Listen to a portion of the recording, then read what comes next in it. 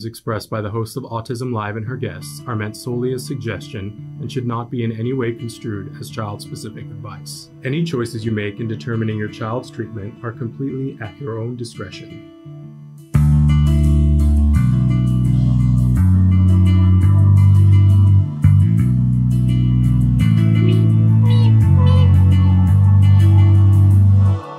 Good morning and welcome to Autism Live. It's finally that day. We've been talking about this pretty much all month.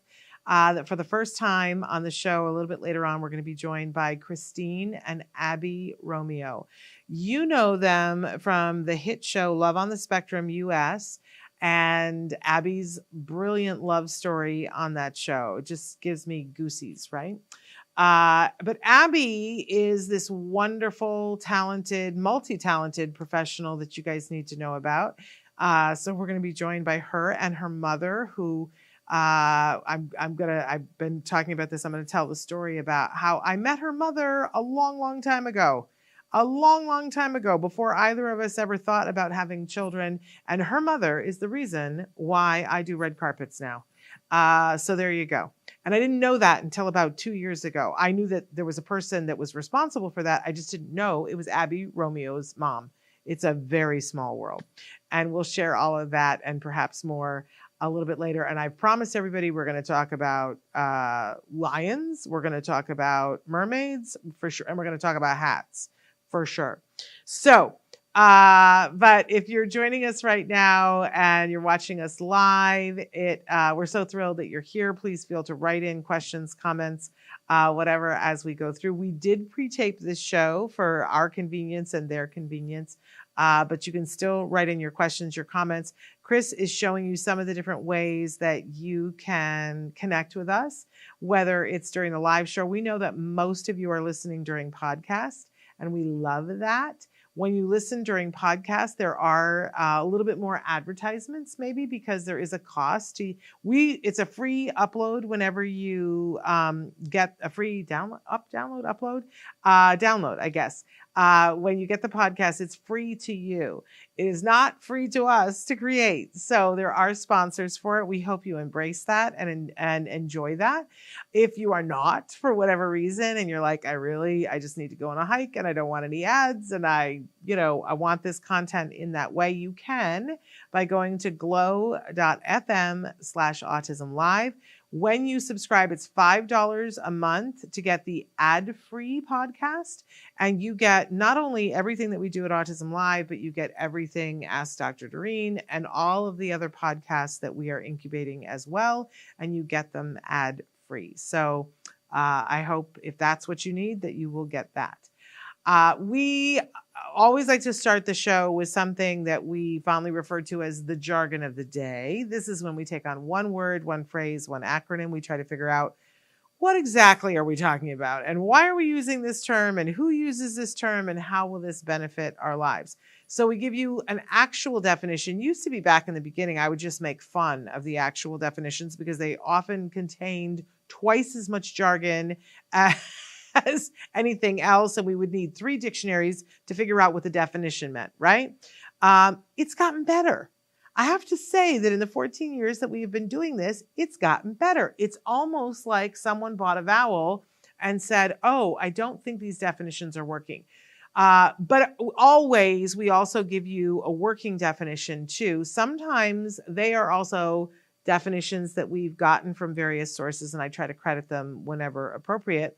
But always we have a little discussion about why is this term maybe important to you? What do you need to know about it? What are the nuances to it that might be missed if you weren't looking closely? So take a look. I think this is the first time that we've done this jargon. The jargon of the day today is masking.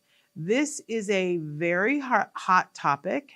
And it's a word that comes with a lot of connotations, and not all of them are good. So let's take a look. And our first definition comes to us from Henry Ford Health. They say the term, quote, autism masking is used to describe behaviors used by people with ASD to suppress or hide the signature characteristics of the disorder. It can also mean mirroring the behavior of neurotypical people and developing quote, scripts that work in social situations. Okay, so there's a lot there to unpack. But I think my immediate reaction to that, the reaction of people suppressing who they are in order to, look like someone else doesn't feel good, right? That feels like passing. That feels like having to take who you are and hide your light under a bushel so that you can please who, right? I think we can all agree that's not something that we would want to have to behave in or to force upon somebody else. Let's take a look at a different definition. And this one comes to us from Wikipedia. I like a couple of aspects about this definition, which is the conscious or subconscious suppression of autistic behaviors and compensation of difficulties in social interaction by autistic people with the goal of being perceived as neurotypical. This still hurts my heart. That if there is you feel the need to behave in a certain way, to be perceived as a certain way. It's not my favorite thing, but I like about this definition that we're identifying that it can be conscious or subconscious, and that we're trying to hide our difficulties. And I want to say that I think that is a very specific thing for autistic masking. And I think that it's very important for people such as myself who do not identify as being on the spectrum to tread carefully here. I absolutely want to tread carefully here because I know that from my friends who are on the autism spectrum, they tell me that this is a very real thing, that they do feel obligated to behave in a certain way to pass, to not be perceived as being weird or odd or different or wrong. And that hurts my heart. I do also want to say that a lot of times, I think most of us, whenever we're looking at something, we want to see, how can I identify with this, right? I think that's a human trait where we say, I don't know that I entirely understand this, so I want to put it through my filter. And that we come back with the fact that we all mask. Oh, let's all take a breath for a second. Because there are times when I am someplace and I am trying to behave in a way that isn't me because I don't want people to see me struggling, right? And I don't want to be perceived as being somebody who doesn't understand how to behave, a bit about all these things. But that is vastly different than when someone is doing autistic masking. Yes, we all mask sometimes. There are places where we will specifically mask and behave in a certain way where we know the rules are that. But that is different than true autistic masking. And it is different for a lot of different reasons because the intensity of it. And I don't have a disorder. I don't have something that somebody has said you qualify for something that's considered a disorder or disabling, right? I have challenges that does not equal a disability. And I think we all need to be careful and mindful that we are not creating these false equivalencies, if that makes sense. And we also need to be careful. I'm always saying that what I want to be is the best possible ally to my son and others who identify as being on the spectrum, neurodivergent, neurodiverse, whatever words, autistic, whatever words that they want to use. That while we feel, those of us who want to be good allies, while we feel that need to be like, oh, I'm like that too, that we slow our roll and realize that, we wouldn't do that with other disabilities. We wouldn't do that with other challenges. I'm just going to use the example that my mom was born with both of her feet backwards. She was considered both feet club feet. And she was in braces or in in a wheelchair or in crutches a lot of my life. I would never have walked up to my mom when she was in pain and said, yeah, I have that pain too. I just wouldn't have done that because I understood it was different. That I too have pain. Absolutely. It is not the same. It is not equal.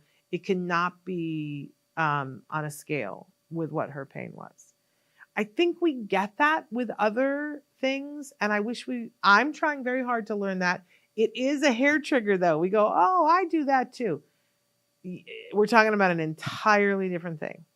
So we want to be in a space where we are not mistakenly encouraging masking. And I have to say this too, that sometimes we're teaching a skill, right? And you can teach a skill without asking someone to mask who they are while they're learning the skill or while they're doing the skill. That's really important for us all to just breathe and take in. It's a lot. It's a lot. My guests today are absolutely amazing human beings. I can't wait for them to come and talk with you guys. Of course, I'm talking about Abbey and Christine Romeo. You've seen them on Love on the Spectrum US. They're going to be talking with us about, what autism is like after 18. And we're going to ask them about what the onslaught of interaction, social media has been like since the show came out. I'm sure that it's mostly positive, but we're going to, social media. We're going to talk about what that's like and we're going to ask some questions of Abbey about Love on the Spectrum and give her the opportunity to answer or not, because I know that there are some things that they can't talk about. So all that's coming up right after these messages.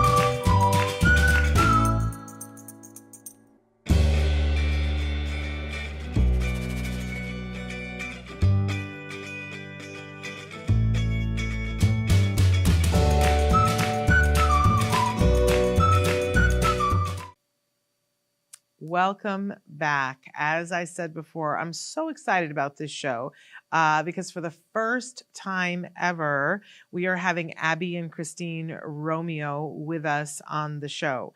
Abbey has sort of been on the show before because we showed one of her music videos before, but not like this. And this is going to be so much fun. I'm so looking forward to it. For those of you who don't know and have not been watching Love on the Spectrum US, let me tell you a little bit about them, and then we're going to unpack all of this. Christine is an amazing mom, first of all, as you can see on the show. She is an honors graduate of the University of Massachusetts and spent part of her college years at University of Warwick in Coventry, England. I'll bet there's a story there. She has been a single mom to both Benjamin and Abbey since they were 5 and 6. She has spent 22 years in therapy rooms, IEPs, and creating individualized interventions for Abbey. She is an avid speaker on autism and overcoming obstacles. She recently spoke at the Northern California Neurodiversity Symposium alone with legendary autism advocate Dr. Temple Grandin. Her day job is Director of Communications and Senior Programs at the Farrah Fawcett Foundation in Los Angeles, which supports cancer research and patient support. She appears on Love on the Spectrum US with Abbey and is on TikTok, where she is known as Abby's Mom 17, sharing her autism journey with Abbey to over 1 million followers. And her daughter, Abbey, who is an amazing, brilliant, talented young woman, Earned a certificate of completion at the Bridgeport program at the Help Group in Los Angeles in 2016. She went on to attend Miller Career and Transition Center, who we've featured here before on the show, and finished with training in textiles, farming, bakery, and retail in 2020. I didn't know that. Congratulations, Abbey. She was a member of the award-winning Miracle Project and later Spectrum Laboratory in Los Angeles, which uses the arts to expand creativity, social skills, and musical interests. Abbey has written and performed in 5 music videos singing about autism. They are all available on YouTube. She has worked for 2 years as a volunteer in animal rescue. She has a paper shredding business. Also, I did not know that. Cat sits for the neighbors and has a thriving hat business called Made by Abbey. She is a verified influencer on TikTok and Instagram and appears in the Emmy award-winning show Love on the Spectrum US on Netflix. Abbey has had 20 years of speech therapy and other services to get her where she is today. Oh my goodness. Let's get them in here. Good morning, Abbey and Christine. Morning. We are so thrilled to have you here. Great to be here. Well, I have so good to be here. Yeah, I have so many things I want to talk about. But I don't know, Abbey, if you remember the first time that I met you, because I tell this story every time Jason and Garth are on the show. I tell them about there was some event that was happening at the Ed Asner Family Center, and I was sitting on the couch waiting for my son. And here was this beautiful young woman who came and sat on the couch next to me. It was you. You turned to me and you said, "Are you the lady who does that show, Autism Live?" And I said, "Yes, I'm Shannon. Nice to meet you." And you very proudly stuck out your hand and you said, "I'm Abbey and I am a performer with Spec Labs, excuse me, because I have to get that right." And I was so impressed by you. And I tell that story to Jason and Garth all the time because you were so confident and self-possessed. I mean, the thing that we want all young performers to be, it was just amazing. And I remember feeling like I just met a star. And obviously I was right. Do you remember that, Abbey? Oh yeah, I sure do. That's amazing. And I asked your mom if it was okay if I told the story of when the first time was that I met her. And I've been trying to figure out what year that would have been. Christine, do you have any idea? Not really. I mean, it could have been the 80s, right? It had to, I'm trying to think when I graduated from graduate school. I think I graduated in 90. So it probably was like 88, 89. Yeah. I was in graduate school at the National Theater Conservatory, and in a very small class of people, there were 12 of us in our class. And one of the gentlemen that was in my class said to a couple of us, "Hey, I need some help. I have a very special guest arriving at the Denver airport on Friday night, and he offered to pay us to play the role of two of them were going to be reporters. And he asked for me to have a microphone and pretend that it was a red carpet. And when this special young woman that he wanted to impress, and he had roses and everything to meet this young woman at the airport, he said to me, "I want you to pretend like you're paparazzi and it's a red carpet. I want you to stick the microphone in her face and I want you to start asking her questions about, is she excited to be here in Denver for the weekend?" And he said, "Just, Shannon, make stuff up." And so we stood there and waited. I have to say, he was very nervous and very excited. And he's not someone who usually allows you to see that, right? Yes. But here came your mom, Abbey. Your mom was the woman who got off the plane that he was meeting. She came down. This was back in the day when you could go up to see people as they got off the airplane.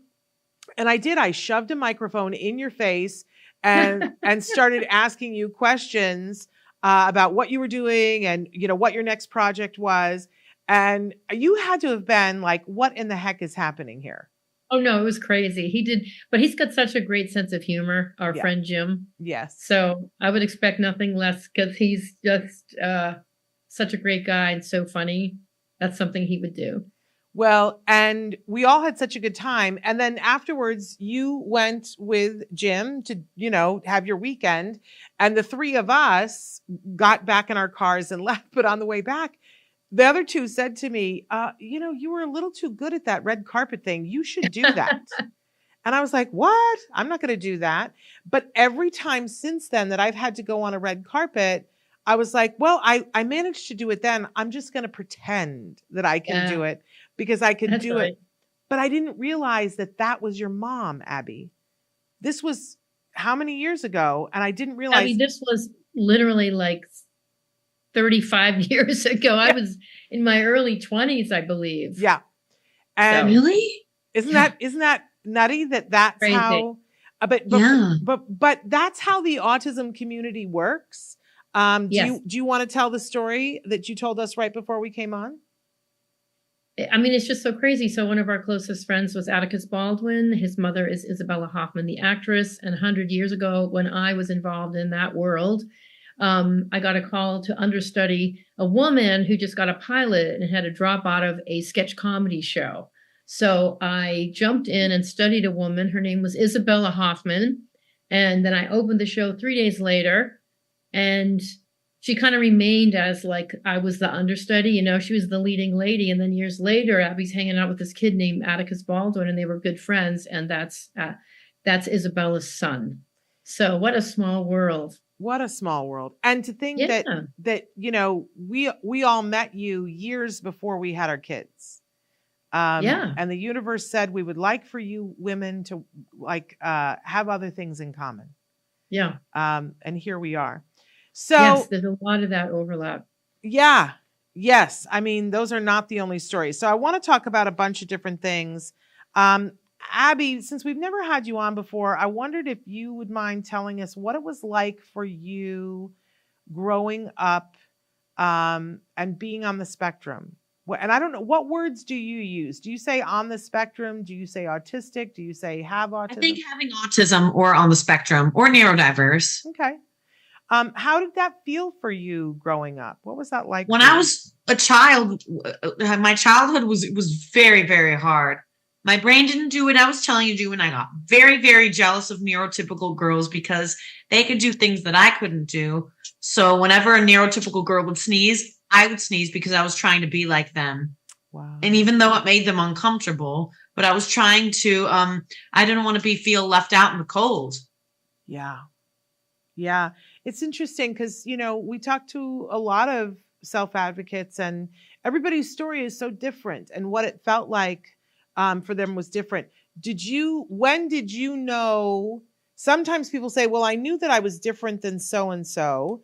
And sometimes people knew about the diagnosis early on. Did you know about the diagnosis or did you just see, I want to be more like those girls?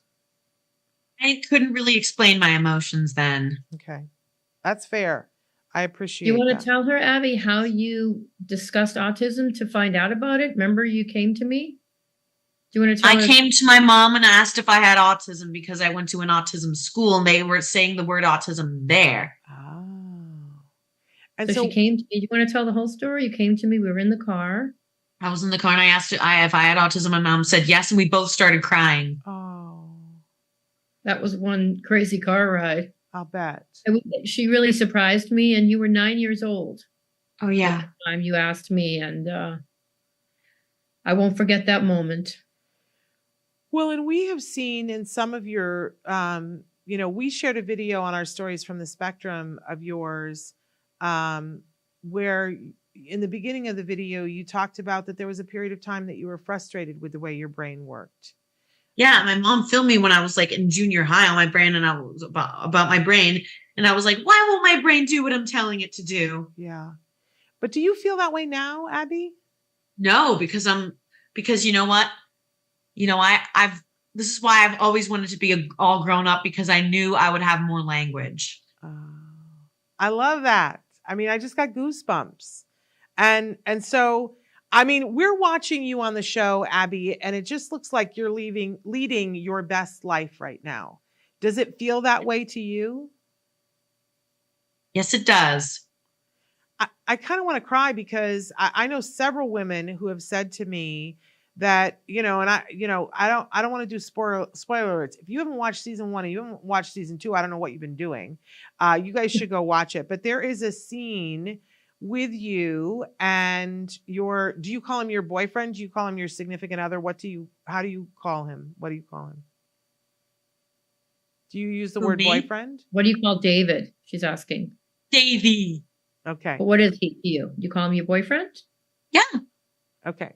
So you are with your boyfriend in what I think all of us would agree is a very romantic setting.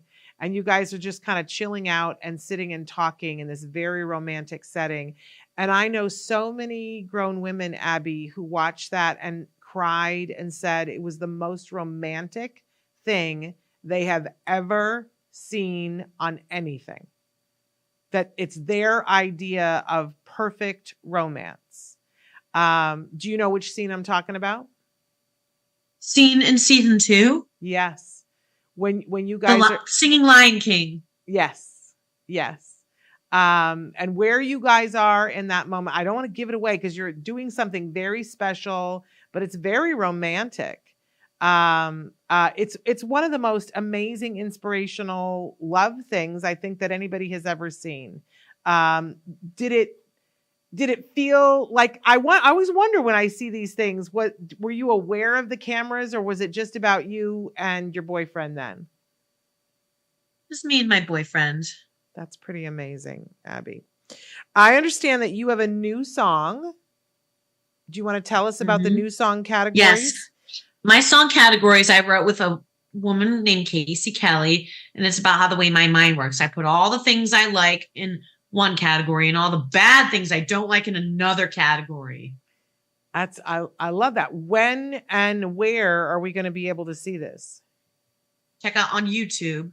Okay. Wonderful. What's your YouTube, Abby? Abby.com. No, that's not it. AbbeyRomeo.com. You don't even need to say .com. It's on YouTube. It's on YouTube. It's just Abbey Romeo. Yep. There we go. Love that. I also see that you have a YouTube. Well, I see you've got the Instagram is Hats by Abby, and Abby is BBEY, ABBEY. So people need to know that. You've got a TikTok, Hats by Abby.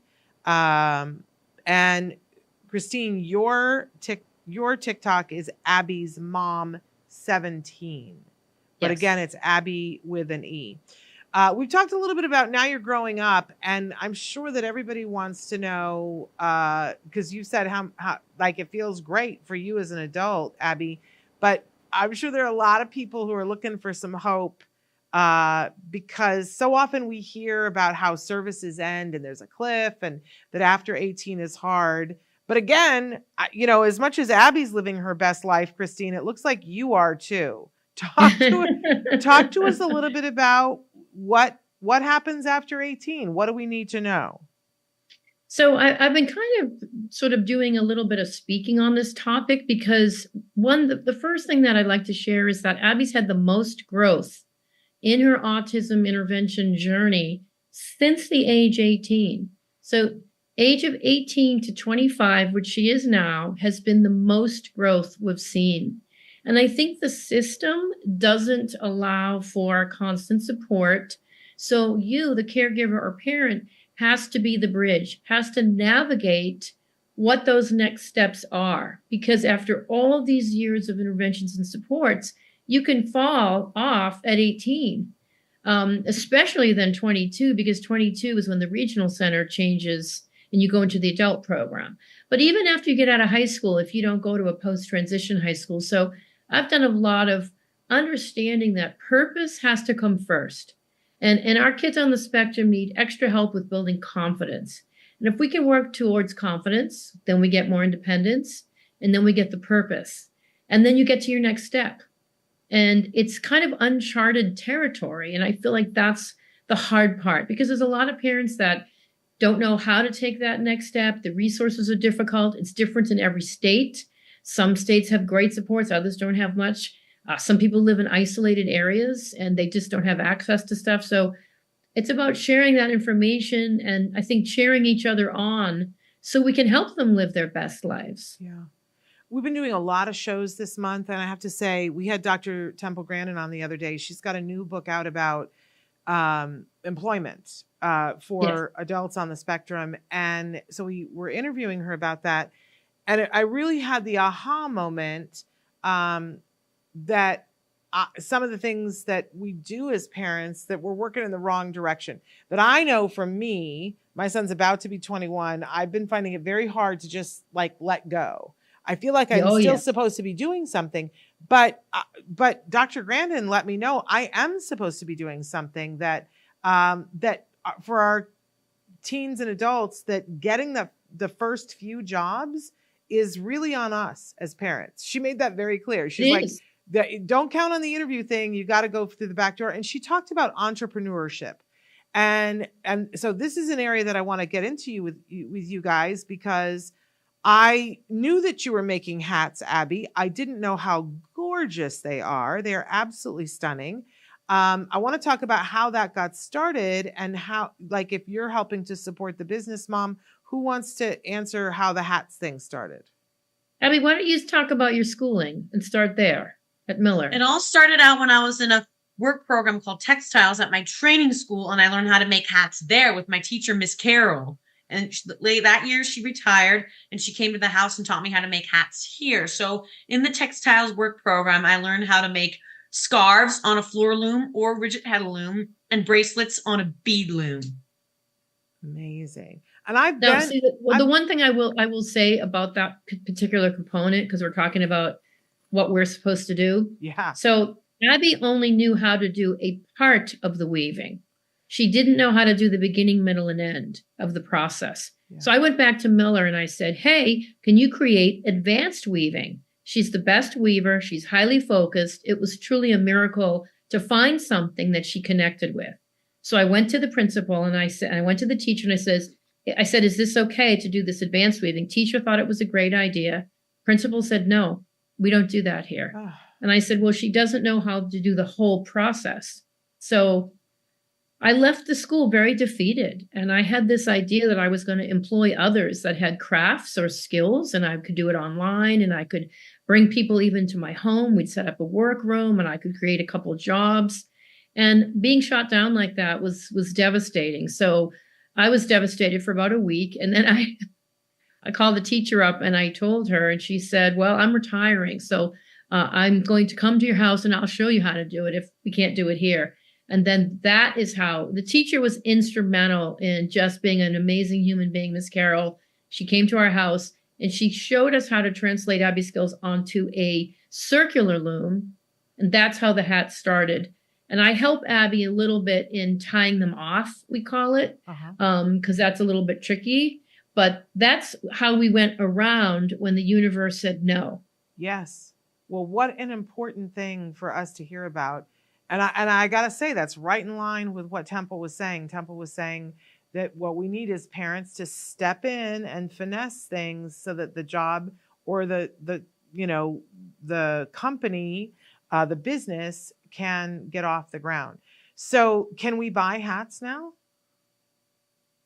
Abby? Yes, you can buy hats on madebyabby.com. So I was looking at it on Instagram, but can we order certain types? Tell me how I would order something. Like, let's say I want a green hat and I want it like the one that I saw in the picture. Can I just specify that? Yeah, sure. Yeah. Way to have a business, Abby. You give the customer. Thank you. And I'm assuming that, you really like this, making the hats. Yeah, I enjoy making hats. Okay. And are you going to branch out into other things besides hats? Do you think you're going to make scarves again, since you said that someday? I just don't know how to figure it out. Okay. So that's one of the things about some of these programs is, Miller is a great school. Principal Wayne, who we initially started with, was extraordinary. He retired. And so when you have these certain rules, like if you're in the bakery, but you're not allowed to go into these areas of the kitchen, and you can't touch these pots and pans, and you can't use these utensils, you are limiting the skill. So you kind of learn half the skill.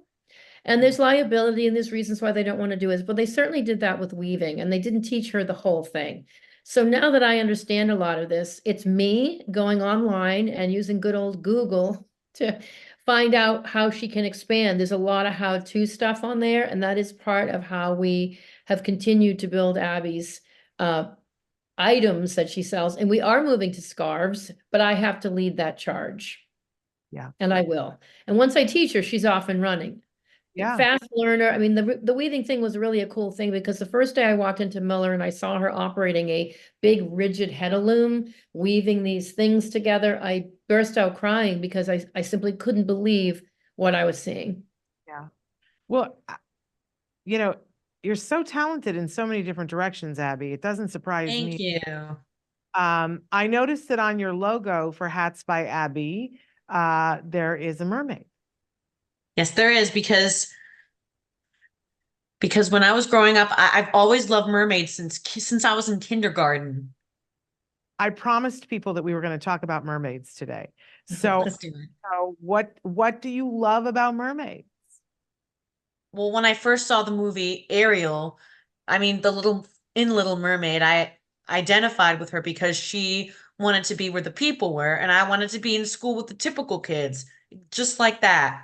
So every time I watched the scene when Ariel went up to the surface, I felt like leaving the autism program, going into the typical school, just like that. Wow. There's a And her father wouldn't let her be with the humans because he thought they were dangerous. Did you feel that ever growing up? Kind of. Yeah. Do you feel Ariel that couldn't get her words out in her song. That's why I still even like her today. And when she became a human, she couldn't talk. That's how I felt. And she had a beautiful, beautiful voice. Did you realize at that point that you also had a beautiful, beautiful voice? Yes, and both beautiful voices. Amazing. When did you start to realize that she had this talent for singing, Mom? Well, the funny thing is that Abby was probably 2.5 years old, and there were some signs of differences, but she could sing before she could talk.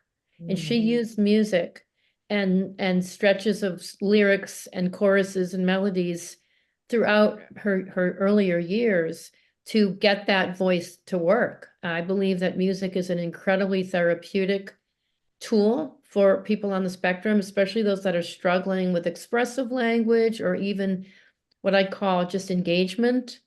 You know, the thing about autism that's hard is you got to really look at how is this gigantic landscape affecting that individual person? Because there's so many manifestations now and the landscape is bigger than ever. So to me, being more specific, but I always try to say there was no engagement, in those earlier years. And so we were struggling to get that like visual, like engage in anything. Like Abby wouldn't play with dolls. Abby wouldn't play with toys. Abby was very much alone in her own world. And it's very scary when you're trying to raise, a child into this world that's not able to participate. And music was a bridge to bring her into this world. And so I actually have a tape of Abby singing Twinkle, Twinkle, Little Star when she was probably just under 3 years old. And I have the tape somewhere. I've yet to find it. And I remember hearing it and thinking, even though she wasn't talking, this beautiful voice came out. It was so angelic. And it gave me hope that she would be able to connect later down the road. But we've always used music. It's just been such a beautiful bridge. You're also hilariously funny, Abby. Do people tell you that on a regular basis that you're so, so funny? Yes. The first time I ever heard of you or saw you was in a video. I think it's called Big Mouth. Is that right? No? No. You mean the one, do I have a red top on? Gosh. That's the microphone video. Yeah. Okay. But I just remember thinking, oh my goodness, this young woman is hilarious and funny and talented and brilliant. What video are you talking about? Which music video? I'm not sure. There was a video, a music video that you did with Spec Labs, and I might have the wrong one. It might not have been the Big Mouth one. Was it the one? I feel like you were with Dom in it. Do you know what you've done Dom did a video called Big Mouth, but she wasn't in that one. It must be another one because I Yeah, remember several. Because I remember I remember seeing one and I just was like, this girl is funny. This girl is brilliant. You have such a wonderful presence. I can completely understand why they wanted you for Love on the Spectrum because you're a very beautiful girl, but you are also, you just have a wonderful outlook and you're fun and you're funny. But I'm wondering I don't know how much we're allowed to talk about Love on the Spectrum. So if I ask something that I'm not allowed to ask, one of you tell me and I won't be offended. But I know that because I just got the email, that they're getting ready for season 3. Do we know if you will be involved in season 3? That's probably not something that we really even know yet. Okay. I think they're doing their planning on that, I think. Okay. Yeah. But when you started, because it's a big decision to do that kind of a show, right? Yes. That, you didn't know the people that were working on it. I'm just wondering, were you guys concerned about anything when you started? Obviously, you liked it because you did season 2. But was it a little scary to let people into your home and say it's going to be okay to film while I go on dates? I would have been nervous. Were you nervous, Abby? A little bit. And I mean, as a parent, it was a hard decision to do this. We didn't know what this show was when we Zoom call interviewed for him 3 or 4 times. All we knew it was some guy doing a documentary. I mean, that was it. And I had heard that before, and we've met a few other people and those kinds of things. So there was really nothing. And then at the end of, I don't know, 4 or 5 Zoom calls, then they said it was Netflix. And I was like, oh, a Netflix show. And then later on, they said the name of the show was Love on the Spectrum and that we could go watch it on Netflix. So then we went and watched season 1. And, for me personally, because of the diversity of the spectrum, it seemed that their season 1 in Australia, those people were so very verbal and functioning and having jobs and traveling Europe. Conversational language isn't the easiest thing for the autism in this family. So I felt it would be like having someone that's not athletic run in a race. Like, is that even fair? Do you know what I mean? Yeah. So we kind of said to him, wow, the people in this season 1 Australia have no problem with verbal language. And we do, so maybe we're not right for this. I was really not sure. And wow. He answered brilliantly, and he said, we want to show more diversity of the spectrum. And when he said that, he said, we're just going to tell her story. I felt it would be wrong not to try to participate because our struggles are sometimes visible. And we've been judged by that since she was a little kid and gotten glances and stares and things like that. I don't begrudge anyone for doing that. I think it's fine because it's normal to just say, hey, what's that struggle over there? It's just curiosity almost.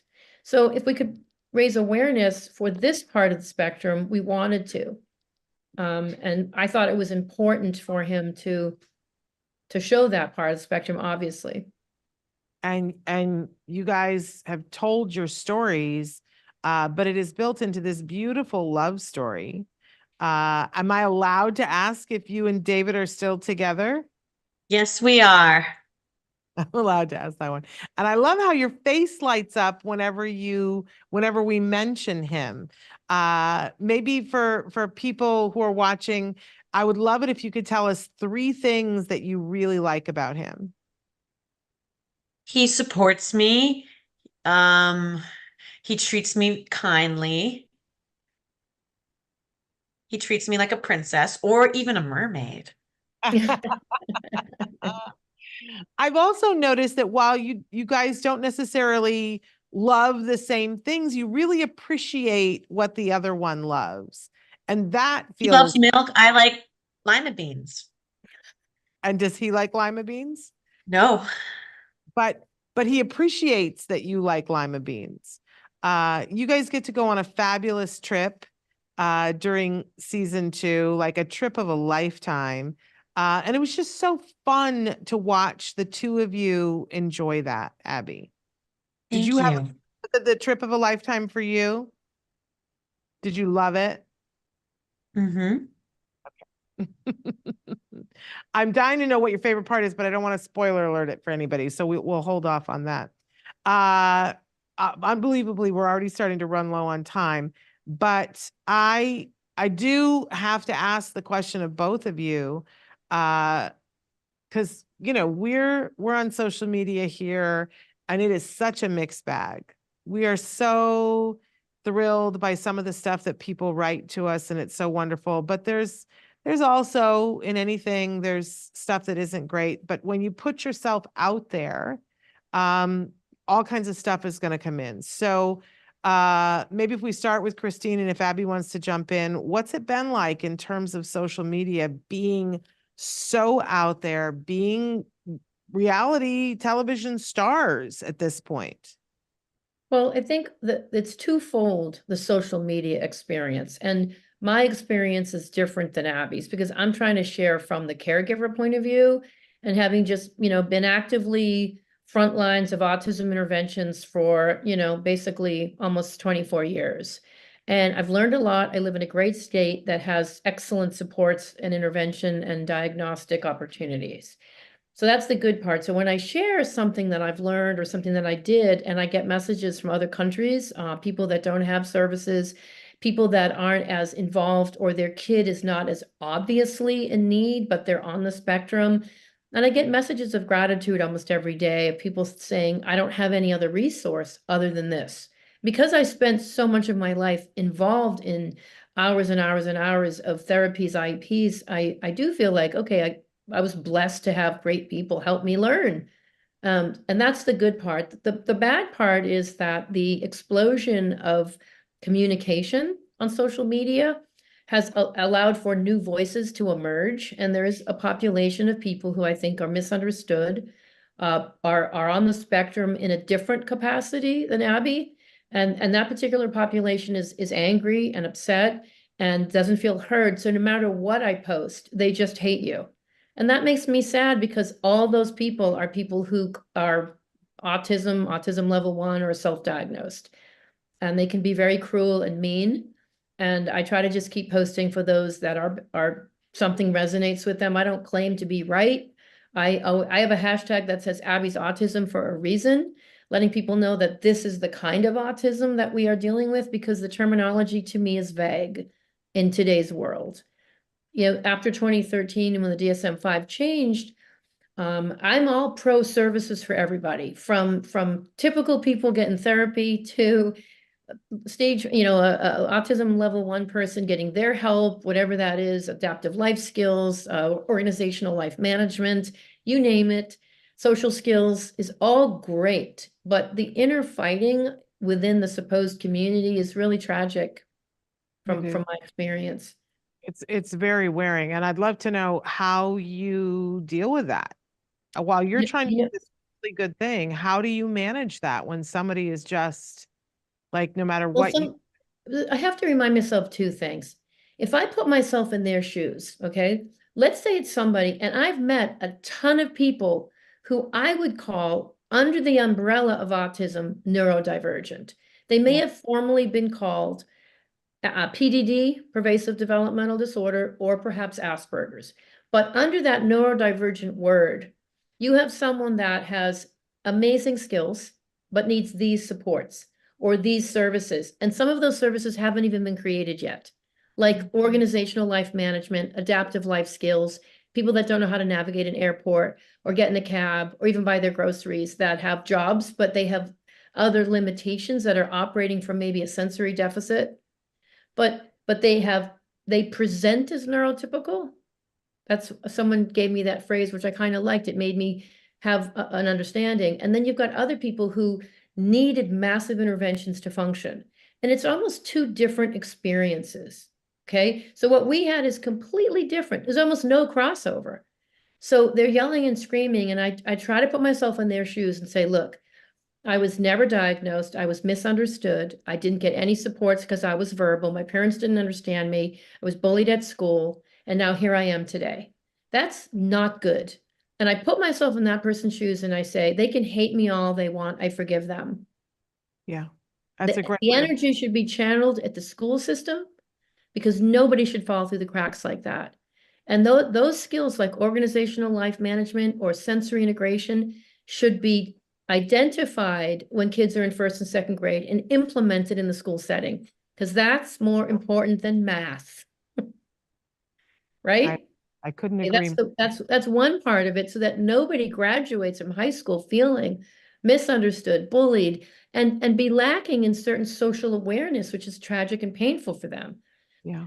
So that population, it's really great we're talking about it, but a lot of those people are people that hate me just because I helped Abby. I mean, I could say, here's $1 million, they'd still hate me.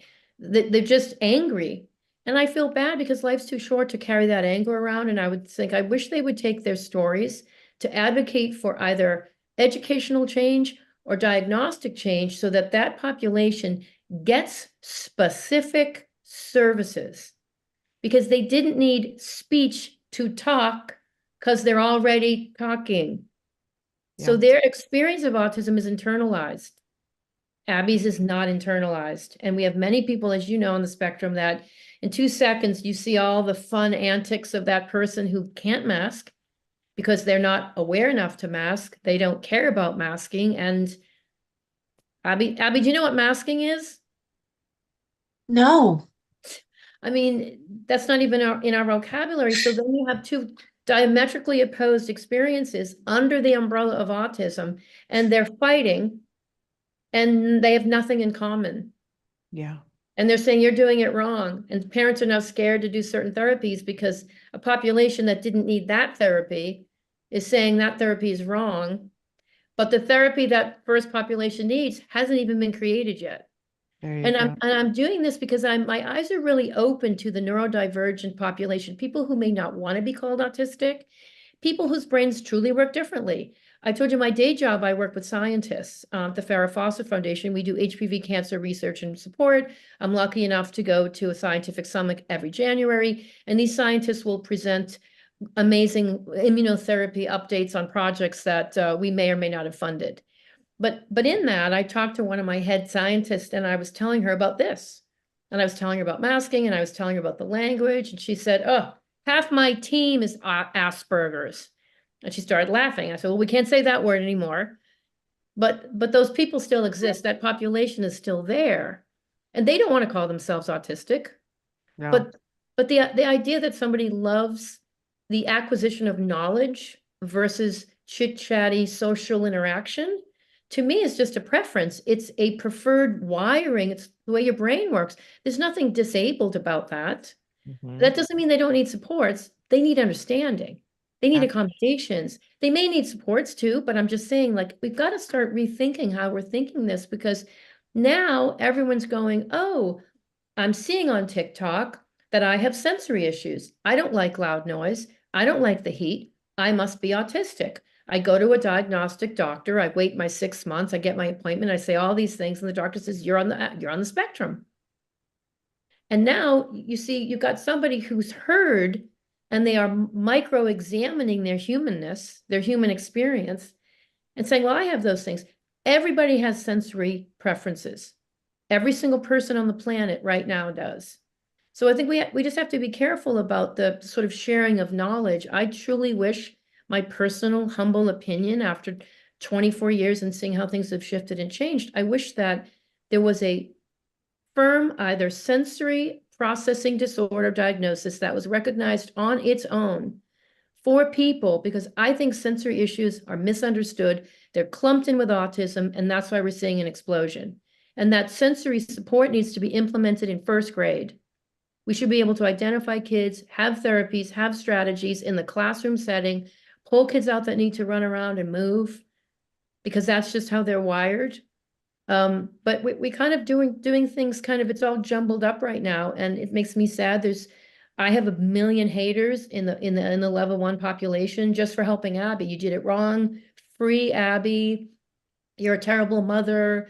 And I know that person's hurting, so that's kind of the way I look at it. They don't want to know my story. They're just very angry. And they're they're evil. and they're evil. So, but Abby, Abby your mom doesn't is see so too much of smart. it. What? Your mom is so smart, Abby. Yeah, can I have a break?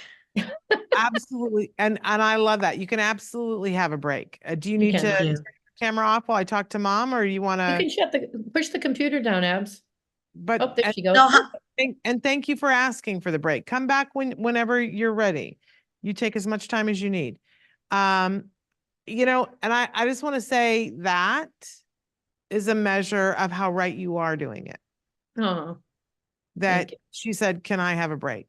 And we told her that. Like I honor all of her sensory needs and try to just say, like, if Shannon asks you a question you don't understand, just say, I don't understand the question. Please say it a different way.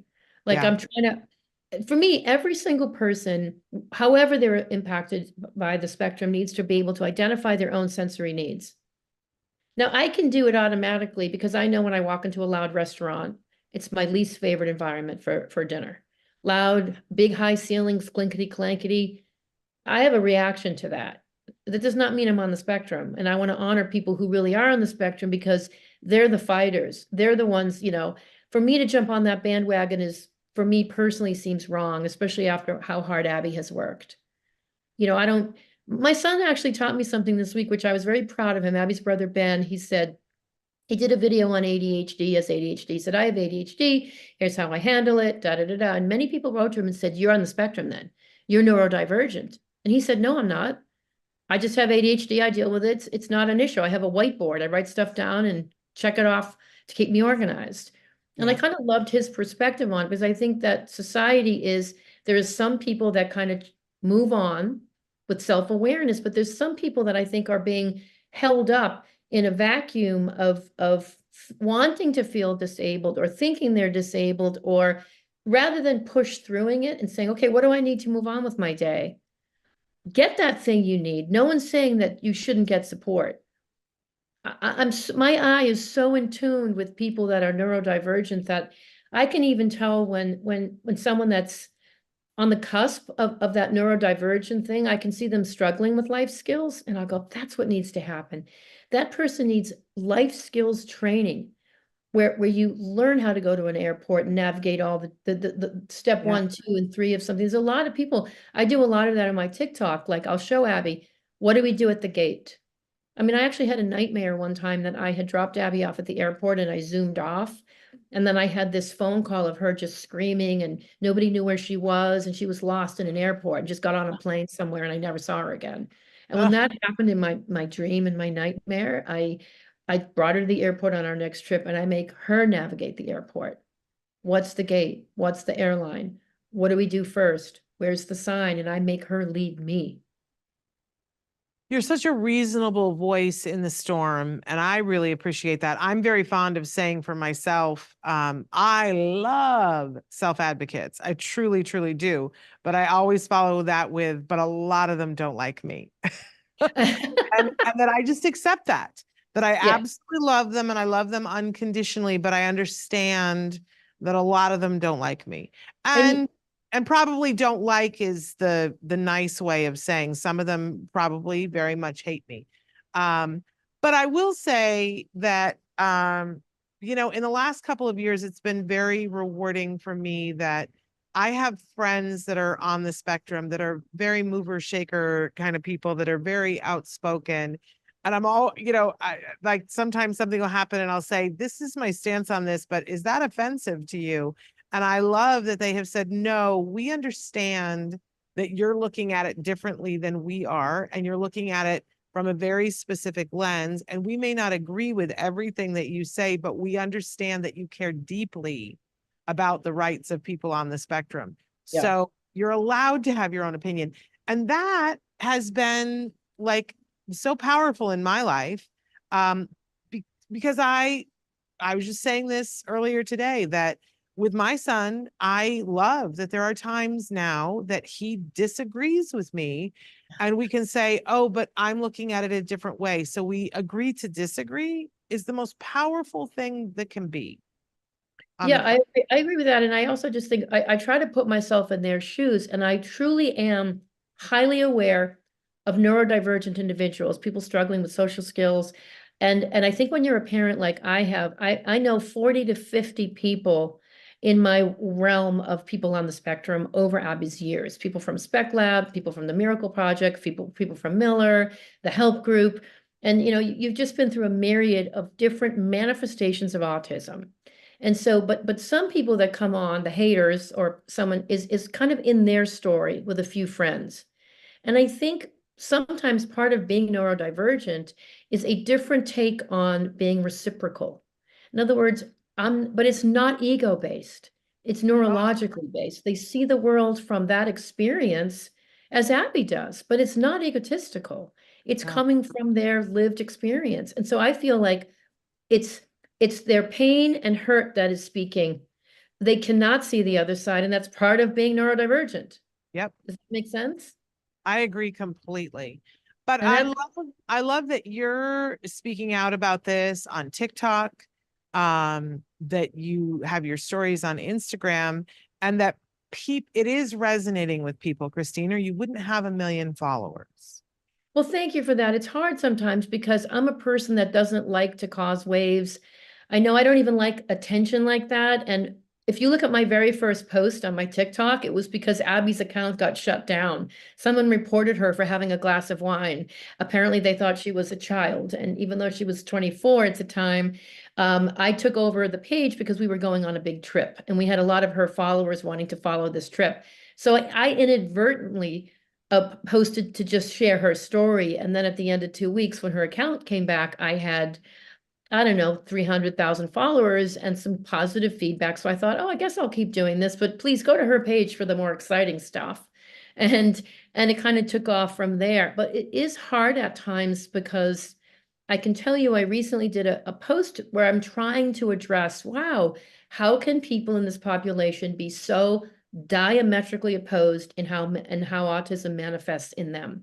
Somebody's got perfect language and their struggle is all on the inside. So they can mask and they can pass for neurotypical, which might be even harder. If your sensory system is all askew, then you've got Abby who doesn't mask, who was diagnosed in 5 minutes, which I didn't want. And I told them they were wrong. So they're two different experiences. So when I ask for clarification of language, it's not to belittle anyone's anything. It's to say, how do we create effective supports or interventions if we don't have anything to call it? We have a million traits. It's like a needle in the haystack. So here is pivotal response training. I'm going to throw it in the haystack and make the parent or caregiver go find it as a therapy. Here's organizational life skills. I'm going to throw that in the docket and the parent or caregiver can go find it. In other areas, like I always say this in say the mental illness arena, we've got names and behaviors for many, many, many diagnostic criteria. OCD, occupational defiance disorder, compulsive hoarding, manic depression, bipolar. And you don't see those populations fighting amongst themselves. No. Telling someone they did it wrong. Why are we doing this? I think autism should be an umbrella. And there should be 10 different slots. And I should never be fighting with a person that's non-speaking about what they did or didn't do, the parent or caregiver. I have no place or right. I don't know that world enough. I've met several people who are non-speaking and watched some of the growth. One girl I'm thinking of in Spec Lab, who I've known since she was 3, and she's non-speaking and she's playing the violin now. And I cry every time I see her because it's amazing what she's accomplished, but you can't fully appreciate that if you don't know where she started. No, I think we need to know when was someone diagnosed, and we should be able to have language that helps us understand the journey for that person. Absolutely. But we don't. Everyone's afraid of offending somebody or using the wrong language. High support, low support, 1, 2, 3. That's so vague. I mean, how do you create it? And the more I talk to recently diagnosed, undiagnosed, or late diagnosed, I say, what support do you need? Yeah. I need a lot of support. What do you specifically need? And many of them don't know. And then I say, let me tell you what I think you need, which I have no right saying, because I have been watching, and it's the social skills, understanding of social situations, all of the social component, life skills, organizational life management, like how to move, how to buy a car, how to use the bus system. And I think some of those big life things shut people down that have different processing, because it's easy for us to do it, but not for them. And I feel like that should be taught in high school. I Nobody should be completely funding concur. that service outside of high school. They're entitled to a free and appropriate education. We should be labeling neurodivergent, autistic or not, wherever they are, but if we can identify that population, then the school should be responsible for helping them be happier adults. There should be counseling, there should be supports. And I'm not sure why we're not doing that. And my analogy is, if my son got an orange folder from Los Angeles Unified School District when he was 7, identifying him as a gifted student, I was like, well, wait a minute. If you could identify him as a gifted student, you can surely identify a neurodivergent kid, someone who's having trouble socially, someone who's isolating, somebody who's maybe learning differently, but presents with some interesting splinter skills. Maybe they're not on the spectrum in that classic way, but surely we could create supports for them. You got the teachers, you already have classes set up. If you got a class for the smart kids, why can't you have a class for the neurodivergent kids? Well, when are you going to run for office? I've been told that before, and I said, as soon as I win the lotto, I will definitely do it. That's when my mission would really begin. All right. Unfortunately, we're running out of time. I don't want to pressure Abby to come back in, but I just make sure that she knows that she was lovely and divine and that she can come back whenever she wants. And next time we'll make sure that it's just shorter duration. Absolutely. Yeah. We can take that note. But tell her how much we adore her and how much we're loving watching their story. As a mom, it's gotta be amazing for you to watch her find love. I've cried, as you have seen many times on camera, because I really truly can't contain it. I mean, it's been the joy of my life, and as it is for, I think, every parent on the spectrum or not on the spectrum, to see just happiness in your loved one and your child, and the family's amazing, and the show's been amazing, and Abby has grown so much from the show. It's just so inspiring for me. I mean, like I said before, you can't imagine the growth from since age 18. So I want to tell everybody, keep the faith, follow your instincts, think outside the box. Don't take no for an answer if your instincts are telling you otherwise, and keep being creative with what your kid needs, and never, ever compare your loved one on the spectrum to anyone else. There we go. And he is an amazing young man. I know you cannot say anything. Don't blink, don't do anything, but we're all hoping for a wedding. I'm glad Abby wasn't here to hear that, because I don't want to feed into that, but we're all hoping for a wedding. Like a bunch of old yentas, we're like, knitting things and hoping for the wedding. So anyway, thank you so much for all that you do in the community. And thanks for giving me permission to be on the red carpet all those years ago. And thanks for being a wonderful mom. Abby is a delight, and I've never met your son, but I have a feeling he's a delight too. He is, and we've had a lot of fun, single mom, my whole life. We've got Bob and Mike, my two best friends who are married. We met at the local school. They adopted 2 sons, and they live in the house behind us. So it's just like a lovely, fun family, as non-traditional as you can imagine. But, at the end of the day, having fun is the most important thing, and enjoying laughter together. And Ben is equally proud of his sister, and he's been a great support to me. He's been the man of a house for a long time, and we couldn't have done it without him. Well, if you guys have enjoyed this talk and you're like, oh my gosh, I got to be more around this energy, I really want to encourage you. We've got Christine's TikTok is Abby's Mom 17, at Abby's Mom 17. Your Instagram is Christine Abby's Mom. We can go to at Hats by Abby for absolutely everything. Go buy yourself a hat and check it out, because they're lovely. They're beautiful, beautiful, stylish, wonderful hats. So, and thank Abby for taking the time with us. I will. And I'm going to be posting some longer form content on YouTube, my YouTube, which is Christine Abbey's mom on YouTube. And because they're allowed for a little bit more longer content, a little bit more kind of educational or observations, and some interviews with a variety of different types of people on the spectrum. Wonderful. Fantastic. I can't wait to see it. And then, we'll have you back on because That would be great. what a And I wonderful. want to thank you for all you do and have done over the years in this arena. You Well, rock. I try, but I'm getting down to it. I'm like going through that thing of, okay, what do I want to do before I retire? That's right where I'm at. Which is a sweet spot to be at. But wonderful, wonderful to be with you guys. Give everybody a hug for us. Yes, will do. Thank you so Right. much. Take care. Thank you, Bye-bye. darling. Bye. Bye. I can't believe we're already out of this hour, but I want to remind everybody, and we went a little over, that on Monday, Vince Redmond will be with us. He is an autism expert who happens to also be an LMFT, and he's going to be talking with us about caregiver parent stress. I always like to give the disclaimer that being a parent of somebody on the spectrum is considered more stressful than being a parent of somebody who's not on the spectrum, but that is not because of the person on the spectrum. That is because we're always wanting to be the best possible advocate for our kiddos, and there are things we don't know, and they don't make it easy.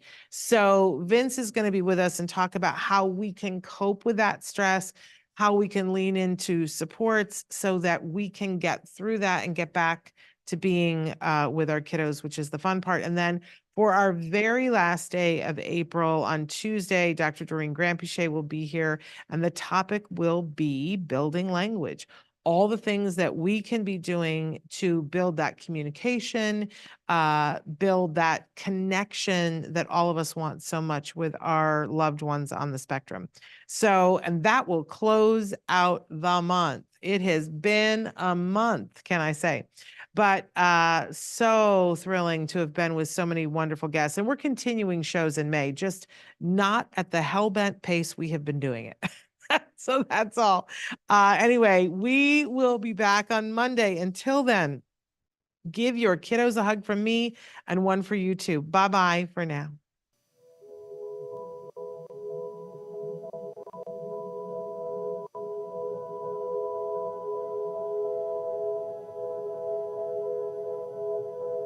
If you found anything helpful in this video, please give us a like. In fact, make sure that you smash that subscribe button on YouTube and give us a like on Facebook. You can also follow us on Twitter and on Instagram for important updates. And please download our free podcast wherever you get your podcasts. Thank you so much. See you next time.